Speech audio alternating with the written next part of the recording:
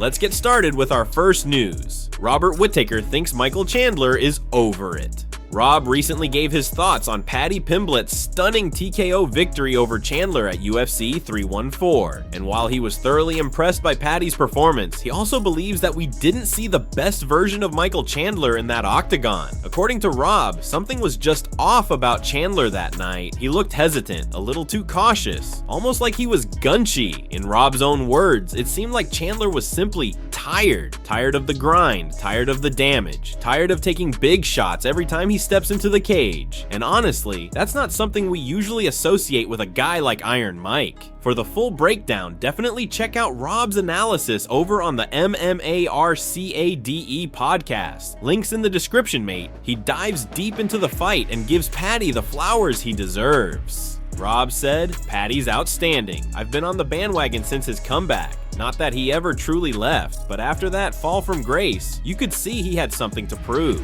He locked in, started focusing, and stopped mucking around. Since then, he's just been putting beatings on people." Rob emphasized that the more elite the competition, the more we see the best version of Paddy Pimblett. It's like the pressure elevates his game, and against a guy like Chandler, even if it wasn't Chandler at 100%, that's still no easy task. Rob continued, "There's no doubt in my mind that wasn't the same Chandler we've seen in the past. This was a Chandler who looked like he's sick of getting punched in the face, like he doesn't want to do what it takes to stay at the top anymore. He was cautious, too cautious, and that's not like him. He just looked like a man who's kind of over it. And when you're in there with someone as dangerous and relentless as Paddy, that mindset can be lethal." Rob wrapped it up by saying, "There's no one better to make you feel like you're done than Paddy. He'll make you pay for every step you take. Chandler tried to move forward, pieced up, tried to retreat, pieced up again. Paddy was just on point in every exchange. So whether Chandler was at his best or not, Paddy's performance was still something special." Moving on to our next news, Alex Pereira fires back at a YouTube channel that he says is talking S. Alex Poitin Pereira was clearly not happy today. He took to Instagram to call out a Brazilian YouTube channel that he says is spreading false narratives and disrespecting his name. So what exactly set him off? Well, the channel in question uploaded a video with the title that translates to, "It's getting ugly for Poitin." Ankalaev challenges the Brazilian once again, and the ex-champion stays quiet. And the video description didn't hold back either. It read, "Magomed Ankalaev continues to challenge Alex Poitin for a second fight in the UFC, and the Brazilian remains silent," which ends up being bad for his image. Ankalaev can now say Poitin is scared, and the Brazilian will have no reason to disagree. Basically, the channel accused Alex of ducking Ankalaev. They suggested that maybe Alex doesn't want to fight Ankalaev again because he doesn't believe he can beat him. They even speculated whether Pereira is afraid to move up and face names like Jon Jones or Tom Aspinall, hinting that he's avoiding tough matchups altogether. But Poitin didn't let that slide. He reposted the video to his Instagram story and clapped back with a message that left no room for confusion. He wrote, "It's a good thing this channel barely has any views because it just talks and doesn't even follow the UFC or understand who these guys are. That's classic Alex. Short, sharp, and straight to the point. Let's be real here. Alex Pereira is not the type of fighter who's ever been afraid of a challenge. This is a guy who took out Israel Adesanya, moved up a weight class, and became champ in record time. If anything, his silence might have more to do with timing and strategy, not fear. Still, it's clear that online narratives can get under a fighter's skin, especially when they come from within their own country. And in this case, Poitin felt the need to set the record straight. So now the question becomes, will we see Poitin versus Ankalaev 2 anytime soon? Or will Alex move on to chase even bigger names like Jones or Aspinall? Either way, you can bet on one thing. Poitin's not ducking anyone. Let's move on to even more drama. Conor McGregor fires back at Paddy Pimblett. Yep, you heard that right. Paddy the Baddie is back in the headlines. Not just for his dominant TKO win over Michael Chandler, but also for throwing some major shade at the notorious one himself. After UFC 314, Paddy had a little fun at Conor's expense, especially after it was revealed that Conor McGregor had placed a massive $500,000 bet on Chandler to win by knockout. And well, We all know how that turned out, so Paddy couldn't help himself. He mocked Conor in classic Scouse style, saying, "What happened there, lad? We're the Irish Scouse connection. You were meant to back me, but you went for the yank instead. Well, you know it's one of them. Whoever wants to come back, I'm here, waiting on him." It was playful, but it definitely struck a nerve, because Conor didn't take it lightly. In typical McGregor fashion, he fired back with a response that was both petty and powerful. He posted, "Chandler, you mother, you rest up. Fair play. My history with Mike and the odds on him by Co swayed me to take the risk. My head did say Paddy, he's improving but with a way to go yet. Although the division is woeful, it is equal, and equal brings good fights. So happy days. You're welcome. Ah well, what's $500,000 to a G like me? Can you please remind me? More than your purse. I'll get it back, I'm sure. In fact, I just did. Absolute savage." Conor made it clear that the $500,000 loss was pocket change, and even threw a shot at Paddy's fight purse, implying that his loss was still worth more than Paddy got paid. Now, with Paddy's stock skyrocketing and Conor's return still in limbo, the question is, could we actually see these two square off inside the octagon one day? One thing's for sure, Paddy's not scared. He made it clear, "I'm here. Whoever wants to come back, I'm waiting. Let the mind games begin." Next up, Daniel Cormier opens up about how it was just hard to watch Michael Chandler get absolutely battered by Paddy Pimblett at UFC 314. Now, DC is never one to shy away from giving honest takes, but this time, you could tell it hit him personally. He admitted that watching Michael Chandler, a guy he respects and considers a friend, get dominated like that, it was painful.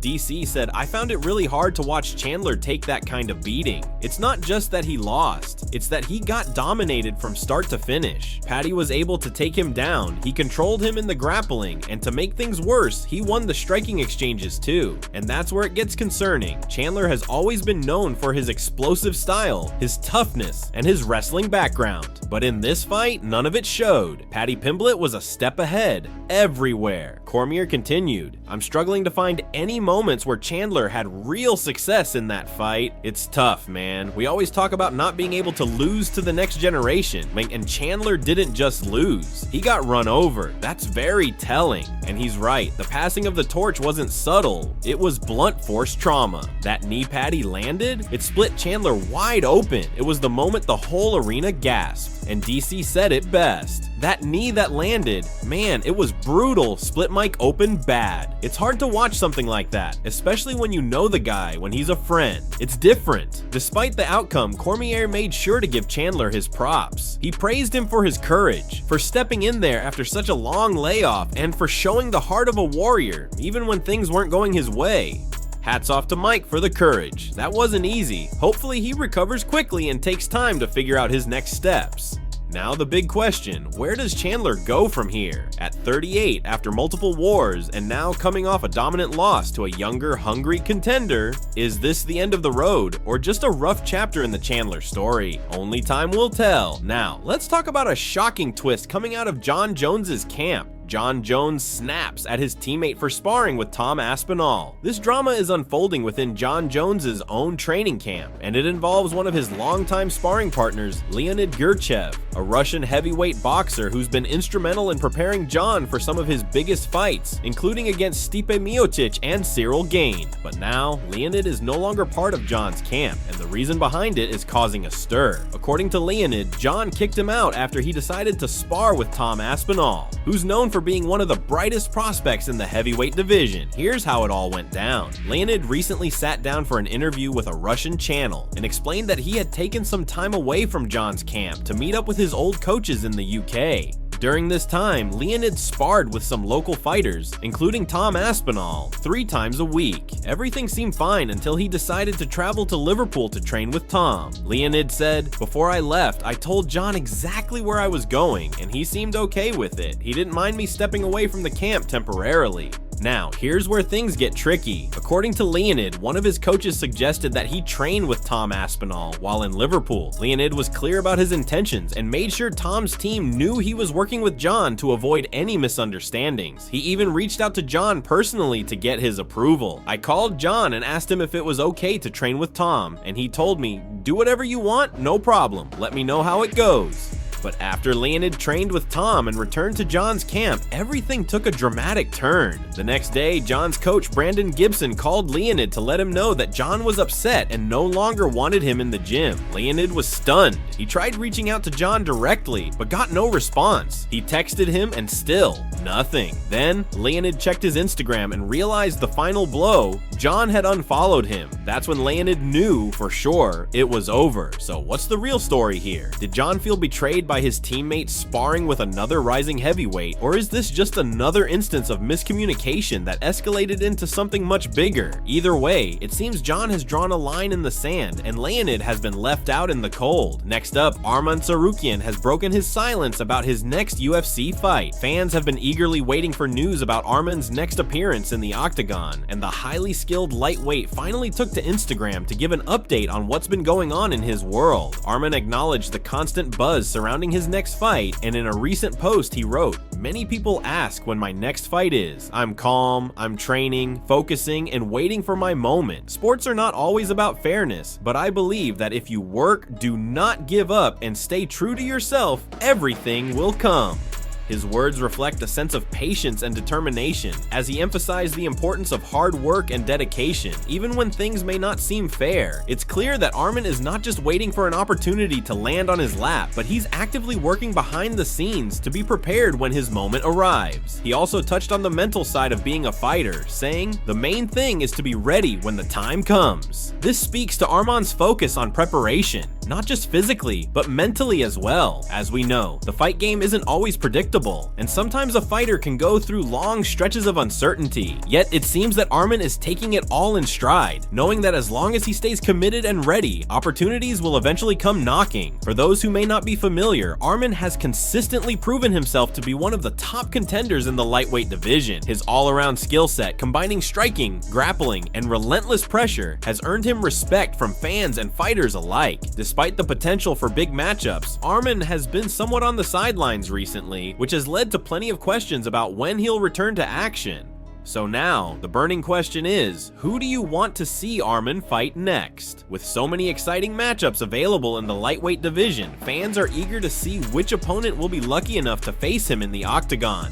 Whether it's another highly ranked contender or a fresh face looking to make a name for themselves, one thing is for certain. When Arman Tsarukyan gets his next shot, it's going to be one to watch. Let us know who you think Arman should face next, and stay tuned for more updates on his upcoming fight. And finally, Joe Rogan demands a rule change after cheating at UFC 314. Joe Rogan has once again voiced his frustration with certain UFC rules, and this time, UFC 314 provided him with another perfect example of why change is needed. One of the fights that particularly caught Joe's attention was the matchup between Yan Xiaonan and Verna Jandiroba. In the final round of the fight, Yan Xiaonan was caught grabbing the fence in an attempt to prevent a takedown from Jandiroba. Although Jandiroba successfully executed the takedown despite the fence grab, Joe was not impressed with the violation and didn't hold back in his commentary. Joe called out Yan for cheating, making it clear that this behavior shouldn't be tolerated. He then took things a step further, demanding that the UFC make a change to its rules to prevent such incidents from happening again. Rogan's proposed solution: a point deduction every time a fighter grabs the fence or commits an eye poke. This issue of fence grabs has been a hot topic for quite some time, and Joe is tired of seeing it go unpunished. Rogan argued that if the UFC were to deduct 1 point automatically every time this happens, fighters would be much less likely to engage in these types of tactics. Joe said, "I feel like it's a 1 point thing every time. If you don't have that, people will be encouraged to keep doing it. I think eye pokes and fence grabs, that would stop it. No one would do it if you took a point every single time." Rogan's frustration didn't stop there. He reiterated that immediate automatic point deductions for both fence grabs and eye pokes would be the most effective way to eliminate these problems. He stated, if it was just an immediate automatic point deduction every time, there would be no more fence grabs and eye pokes. Fighters would close their hands every time they reach out to create space. In fact, during the broadcast, Rogan didn't hold back when he saw another potential fence grab during Paddy Pimblett's fight against Michael Chandler. When Chandler attempted to lift Paddy for a takedown, there was a moment when Paddy seemed to grab the fence to avoid being taken down. Rogan called him out immediately during commentary, reinforcing his stance that this issue needed to be addressed consistently. This isn't the first time Joe Rogan has brought up the issue of fence grabs and eye pokes. He's been vocal about these infractions for years, and it's clear that he's calling for a more consistent and strict approach to enforcing the rules. So, what do you think? Should the UFC implement automatic point deductions every time there's a fence grab or an eye poke? Let us know your thoughts in the comments below.